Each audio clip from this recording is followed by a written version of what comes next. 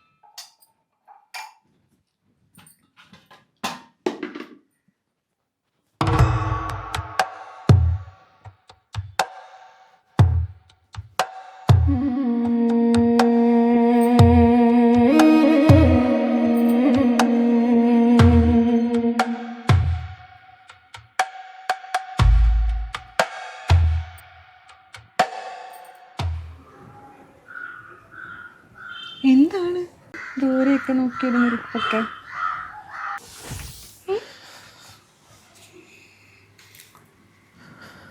പുതിയ വല്ല സെറ്റപ്പ് ആയോ? അങ്ങനെ എന്തെങ്കിലും ഉണ്ടെങ്കിൽ ചേട്ടൻ്റെ കൈയും കാലും ഞാൻ അടിച്ചു പിടിക്കും. നിനക്കിപ്പോ എന്താ വേണ്ടേ? എനിക്കെന്താ വേണ്ടെന്ന് ചേട്ടൻ അറിഞ്ഞൂടെ?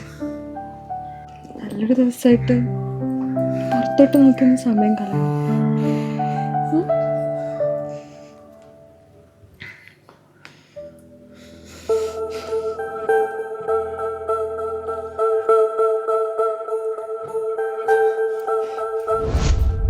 നിനക്ക് 24 മണിക്കൂർ ഇത് തന്നെയാണോ ചിന്ത? എന്താ? നിനക്ക് 24 മണിക്കൂർ ഈ ചിന്തയേ ഉള്ളൂ എന്ന്? എന്തായിട്ടാ ഇപ്പൊ അങ്ങനെ പറയുന്നേ? ചേട്ടൻ്റെ ഭാര്യയല്ലേ? ഭാര്യ എന്ന് പറഞ്ഞ് ഏത് സമയം ഇങ്ങനെ കേൾക്കണ്ട തുടങ്ങണം? ഞാനിപ്പോ ആദ്യമായിട്ടൊന്നും അല്ലല്ലോ ചേട്ടനോട് ഇങ്ങനെ പറയുന്നേ. അത് തന്നെയാണ് ഞാൻ ചോദിച്ചത്. നിനക്ക് ഈ ഒരു ചിന്ത മാത്രമേ ഉള്ളൂ എന്ന്? ചേട്ടൻ ഇങ്ങനെയൊന്നും പറയല്ല കേട്ടോ. ഒരു ഭാര്യനോട് പറയുന്ന പോലെയാണ് ചേട്ടൻ ഇപ്പൊ എന്നോട് സംസാരിക്കുന്നത്. ഇത് പുതുമോടിയൊന്നും അല്ലല്ലോ. കല്യാണം കഴിഞ്ഞിട്ട് 4-5 വർഷമായില്ലേ? എന്നിട്ടും തീർന്നില്ല. എന്നിട്ട് ഞാൻ അല്ലെങ്കിൽ ഇപ്പൊ കുറച്ച് ദിവസം കൊണ്ട് ശ്രദ്ധിക്കുന്നുണ്ട്. ചേട്ടനിപ്പോ എൻ്റെ അടുത്തൊരു സ്നേഹവും ഇല്ല, താല്പര്യവും ഇല്ല. ചേട്ടൻ അഥവാ വേറെ ആരുടെടുത്തെങ്കിലും എന്തേലും തോന്നിയിട്ടുണ്ടെങ്കിൽ എൻ്റെ അടുത്ത് പറഞ്ഞിട്ട് അങ്ങ് പൊയ്ക്കോ. ഇതാ കുറച്ചും കൂടി നല്ലത്. നിനക്കിത് എന്തോന്നാണ് പറഞ്ഞാൽ? ഇവിടെ ഒരു സാമാന്യ ബോധം വേണം. ഒരു മനുഷ്യ എന്ത് അവസ്ഥയിലാണ് നിൽക്കുന്നതെന്നുള്ളൊരു ചിന്തയെങ്കിലും ഉണ്ടാവണം. എന്നിട്ട് വേണം നിന്റെ ഒന്ന് വെറുതെ വിടുവോ? എനിക്കെല്ലാം മനസ്സിലായി. നീ നിന്റെ മനസ്സിലായത് വെച്ചോണ്ട് ഇവിടെ ഇരുന്നോ? മനുഷ്യര് സ്വസ്ഥതയും തരൂല. പിന്നെ ഒന്ന് വെറുതെ വിടുവോ? നീ ഇവിടെ ഇരുന്നോ?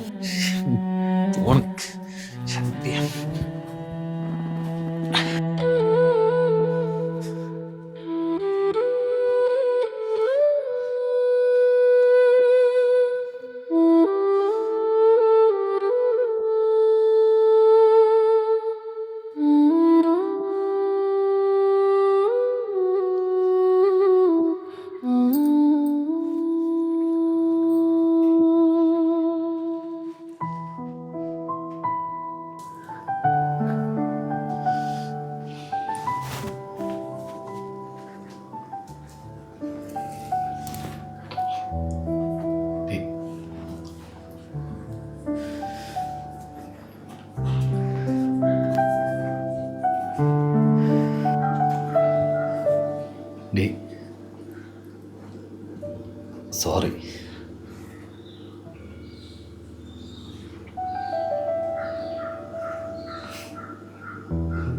സോറി. എല്ലാം പറഞ്ഞിട്ട് സോറി പറഞ്ഞാൽ മതിയല്ലോ. എന്ത് മോശമായിട്ടാ ചേട്ടാ എന്നോട് സംസാരിച്ചത്. ഞാൻ ചേട്ടൻ്റെ ഭാര്യയല്ലേ? ഇങ്ങനെയാണോ എന്നോട് സംസാരിക്കേണ്ട?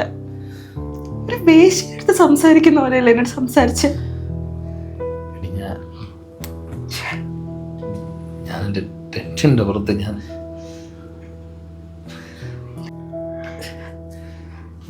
എന്ത് ടെൻഷൻ ചേട്ടന്? എനിക്കറിയാവുന്നിടത്തോളം ചേട്ടന് കുറച്ച് കടമുണ്ട്, അതല്ലേ ചേട്ടൻ്റെ ടെൻഷൻ? അതിന് എന്നെ ഇത്രയൊക്കെ പറയണമായിരുന്നോ? എന്റെ മാനസികാവസ്ഥ ഞാൻ എന്ത് മാനസികാവസ്ഥ ചേട്ടന്? ഞാനറിയാത്ത എന്ത് മാനസികാവസ്ഥ ചേട്ടനുള്ളത്? എനിക്കുണ്ട് മൂഡ് സ്വിങ്സും ദേഷ്യമൊക്കെ എനിക്കും വരാറുണ്ട്. ഞാൻ എന്ന് പറഞ്ഞ് ചേട്ടൻ്റെ അടുത്ത് ഇത്ര മോശമായിട്ട് ഇതുവരെ ഒന്നും സംസാരിച്ചിട്ടില്ല.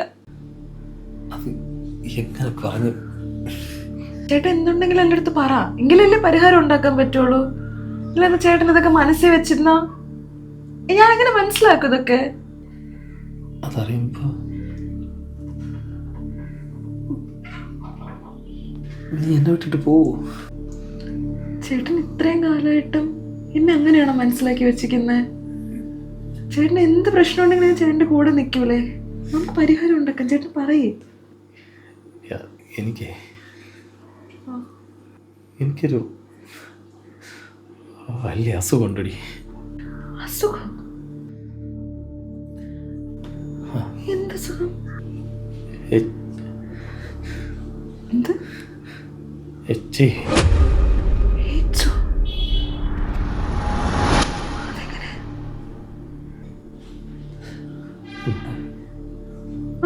സന്തോഷായിട്ടല്ലേ?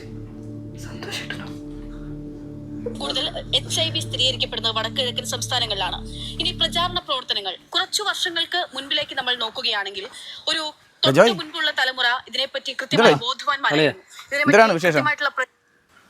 ഞാൻ വാർത്ത കണ്ടോണ്ടിരിക്കുകയായിരുന്നു. വാർത്ത തന്നെയാ കാണുന്നത്?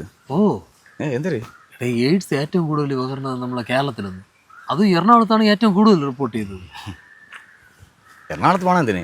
ഇവിടെ നമ്മളിവിടെ കൂടെ ഉണ്ടല്ലോടെ. ഇവിടെ പോട കഴിച്ച് ഇവിടെ ആരും ഉണ്ടോ? ഇവിടെ അടുത്തൂടെ തന്നെ ഉണ്ടോ? നമ്മളിവിടെ അടുത്തൂടെ അടുത്താരളിയാ? അതൊന്നും ഞാൻ പറയാനില്ല. പറഞ്ഞാൽ നീ ഇനിയിപ്പം ആരുടെയും പറയാനും.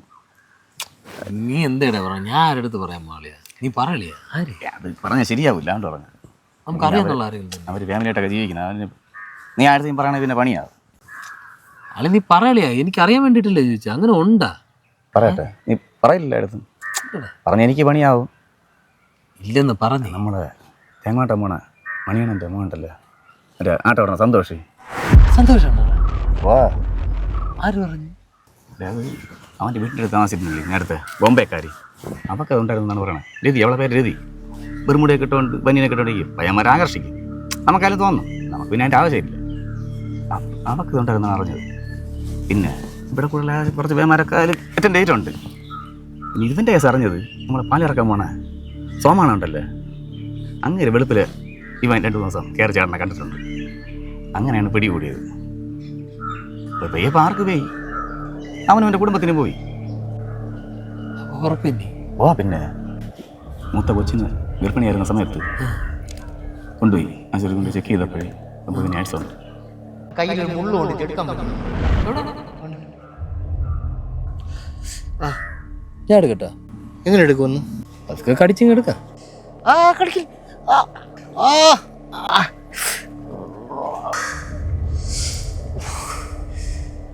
കിട്ടി. ബ്ലഡ് ഉപ്പാണ് നിങ്ങളെ ബ്ലഡ് ഇത്. പോയി. ഓ പോയി. സമാധാനായി. സമാധാനായി.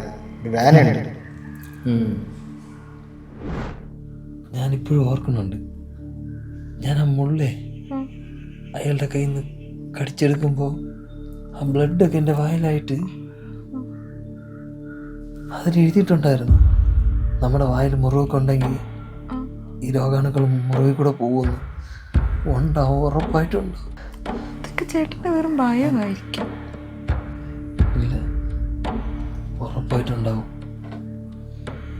ഞാൻ ഗൂഗിളിൽ കയറി നോക്കി, അതിൽ വ്യക്തമായിട്ട് എഴുതിയിട്ടുണ്ട്. ചേട്ടൻ ഇങ്ങനെ വെറുതെ പേടിക്കല്ലേ. അങ്ങനെയാണെങ്കിൽ നമുക്കൊരു ടെസ്റ്റ് ചെയ്ത് നോക്കാം. അപ്പം നമുക്കറിയാമല്ലോ എന്തെങ്കിലും ഉണ്ടെങ്കിൽ. ടെസ്റ്റ് എടുക്കാൻ എനിക്ക് വയ്യ.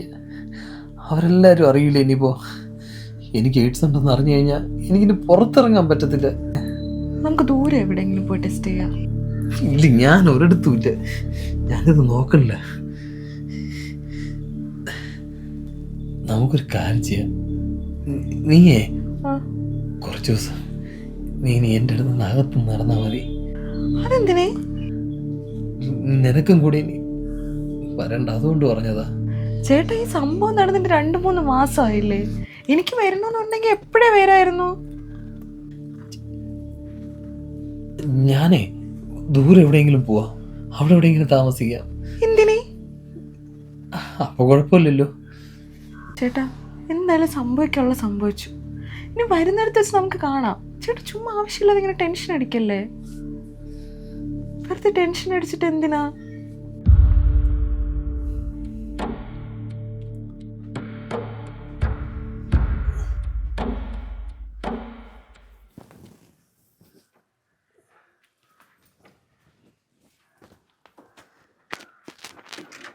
സന്തോഷണ്ണ, ആ എവിടെ പോണ്ടേ?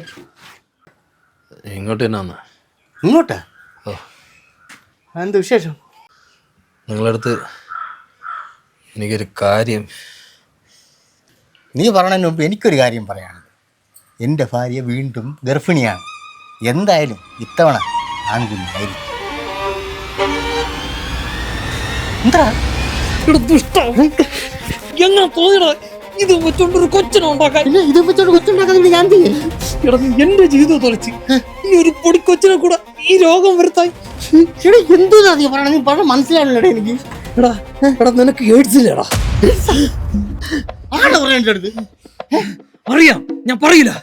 എന്നെ കൊന്നാലും ഞാൻ പറയില്ല. നിനക്കെത്ര പ്രാന്താണാ? എനിക്കറിയാം, ഞാൻ പറയണടാ. ആര് പറഞ്ഞതിന്റെ അടുത്ത്? പറയണല്ലേ പറ. തമ്പു. അയ്യോ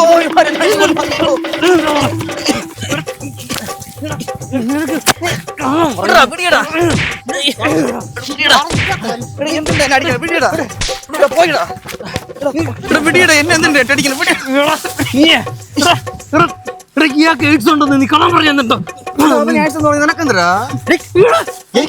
ആടാ പറഞ്ഞേ. ഞാൻ വെറുതെ കള്ളം പറഞ്ഞാലേ. എന്തിനാ ഇല്ല സൗകര്യം പറഞ്ഞുണ്ടാക്കണത്? ഞാൻ നാളെ ബാക്കി 100 രൂപ തരുമെന്ന് ചോദിച്ചില്ലേ പള്ളി പരിപാടി? 1 രൂപ താൻ എടുത്തിട്ട് എനിക്ക് 1 രൂപ തന്ന. ഞാൻ വൈകുന്നേരം വരെ ചോദിച്ചില്ല 1 രൂപ താടാന്ന് പറഞ്ഞോണ്ട് തന്നാ നീ. അതിന് അങ്ങനെ കാണിച്ചു ഞാൻ.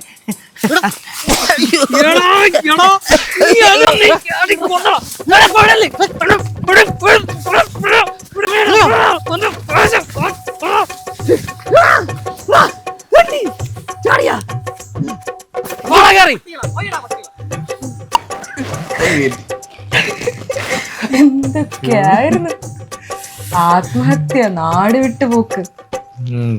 ദൈവമേ, ഞാൻ വിചാരിച്ചു എവിടെയൊക്കെ ചേട്ടാ എത്തിപ്പെടുന്നൊക്കെ. ആ അത് കൊള്ളാം. അത് കേട്ടപ്പോ നീ പേടിച്ചില്ലേ? ഞാൻ പേടിച്ചതൊന്നും അല്ല, പിന്നെ വിഷമിക്കണ്ടെന്നൊക്കെ വിചാരിച്ച് ഞാനൊന്ന് സമാധാനിപ്പിച്ചില്ലേ. ഓ, അഭിനയിച്ചിരിക്കും അപ്പോഴേ. എന്തൊക്കെ ആയാലും സമാധാനമായി. ആ തെണ്ടി കണ്ടല്ല, ഞാൻ അടുത്ത് ചെവറിൽ തേച്ചങ്ങ് ഒട്ടിച്ച്. ഒരു 3 മാസം ഞാൻ തിന്നാ തീ. എന്റെ പൊന്നേ, എവിടെ മുമ്പ് ഒന്ന് നോക്കട്ടെ. മുഖത്ത് ഒരു ചമ്മലൊക്കെ കാണുന്നുണ്ടല്ലോ. എവിടെ? അതെ, ചമ്മല് മാറ്റാൻ ഞാനൊരു മരുന്ന് തരട്ടെ. അതൊക്കെ ഉള്ളു.